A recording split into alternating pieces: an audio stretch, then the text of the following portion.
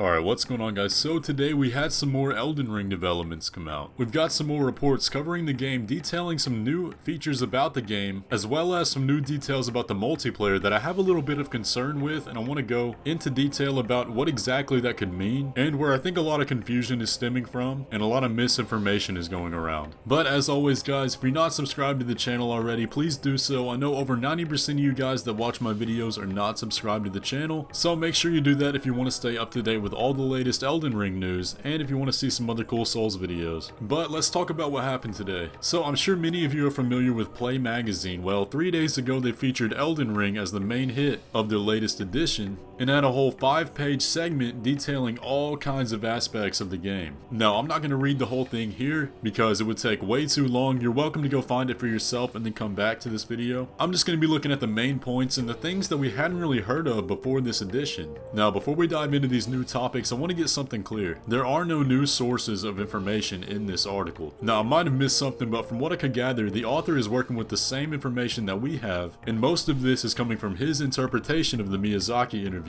Now, I'm not familiar with the author. He very well might be an insider, but I'm just clarifying the lens that I'm viewing this from, since the sources that he references in the article are the Miyazaki interviews that we've already covered. Most specifically, the Famitsu interview, which as you know was not in English, and when reported on was translated through Google Translate, which as we know can lead to a lot of misunderstandings. So that's where I'm coming from for these articles, so when I talk about these next few things, keep that in mind. So as I said before, the article mostly focuses on information that we already know about. However, the segment that has everybody kind of going crazy right now is the section on PvP, multiplayer, and co-op. So let's read through it real quick. Whether you link up with friends or strangers, battles become less challenging when you're aided by online companions. In Elden Ring, this should be even more the case, as any barrier to entry is being very consciously dismantled by the team. There's less emphasis on spending currency to interact with players online. You can now group up with specific players, prioritizing finding messages left by your friends or summoning signs from them, say the pals you play Destiny 2 with. The open world will also have certain social spaces, especially for making these connections. It's a huge boon to matchmaking, which while always fun, has traditionally been a little spotty at times, technically. The improvements apply to both online co-op and the PvP element in which you square off against other players, which can happen either as invasions or what sounds like a one-on-one arena-based mode. So there's quite a bit to unpack there. The first thing I want to remind everybody about is this whole clan system that seems to be going on. This is a pretty big feature that kind of got overshadowed by everything else that got announced, but essentially what this is a password that's constantly going on that's going to affect every aspect of your online experience. That's going to include your summoning, the messages you see, your optional PvP, and even the spirits that you see roaming around the game. And basically that's going to allow you to just focus on the people you want to focus on in your online experience. So basically passwords turned up to 100. Now we still don't know if that's going to affect invasions, if you can still get invaded by somebody outside of the group or not. I really hope invasions are unaffected by this, because if so, that's going to significantly decrease the player base available for matchmaking, but we'll see. So now the major thing that has everybody kind of questioning is the part about social spaces and skill-based matchmaking. Now I'm really curious about what these social spaces could be, because when I read that for the first time, I instantly thought about the tower from Destiny. Now if any of you guys play Destiny, you know what I'm talking about, but for those of you that don't, the tower basically functions as the main hub for all the players in the game. This is where all the NPCs are going to be, and it's an area where like 20 different players can all see each other interacting in that world. You can see their gear, their level, and communicate with one another. It's a decent way to find people to play with, and it really makes the world feel alive. But I have a few problems with what he said here. Do I think Elden Ring is going to have a tower-like area where all the players can see others around in a non-hostile way and interact with one another? Personally, I really don't think that's going to happen, for a few reasons. Number one, we still know summoning is going to work by summon signs, and if there were this big social hub like the tower, that would require all those players to be loaded into your world already, or that would require the player to load into another area with all those players loaded in as well. So to me that sounds very counterintuitive. Now we do know that there are going to be certain areas designated for finding players to summon, and I think that's going to function much more like Dark Souls 2. In the multiplayer areas of the DLC where you had those tombstones where people were supposed to place their signs down. Now the next part of that quote that has people confused is where they said to find players of similar skill, and I see a lot of people interpreting this as skill-based matchmaking, and I can confidently say that I don't think that's going to happen. In my mind, when they say find more skilled players, I believe that's just going to translate to being able to see more stats of the person you're about to summon, such as their level or number of bosses defeated or something like that. So I think that's how the social space is going to work. I don't think it's going to be a massive multiplayer area, but I think it's going to function more as a place designated for summoning, where you can see a more detailed list of the people available to help you take down a boss or traverse an area. I don't think this game is going to have any form of skill-based matchmaking, because we know summoning is not random, and that was the context the quote was being used in, was summoning, not PvP. And the final thing I want to talk about today was later on in that quote where he said likely one-on-one arena type duels. This is not him confirming an arena, but I think Elden Ring still is going to have one, as I said in the past video talking about the PvP. But I really am excited to see what these social spaces are going to look like, and if they are going to expand the matchmaking for PvP to help us find more people to play with. But there you have it, guys. That's pretty much the main details that were kind of new that came out of this article. Like I said before, I don't think he has any information that we don't have already. This seems to just be his interpretation of another translation, and you can see how that can kind of get spliced up. So let's be kind of careful going through this article and not take it as gospel, because I know a lot of journalists are doing that right now. So I want to just take this at surface level and not go too crazy with it. But we'll see how this turns out in the final game. Anyways, guys, that's going to pretty much do it for the video. I hope you enjoyed. If you did, leave a like on it and subscribe if you're excited for Elden Ring, and I'll catch you in the next one.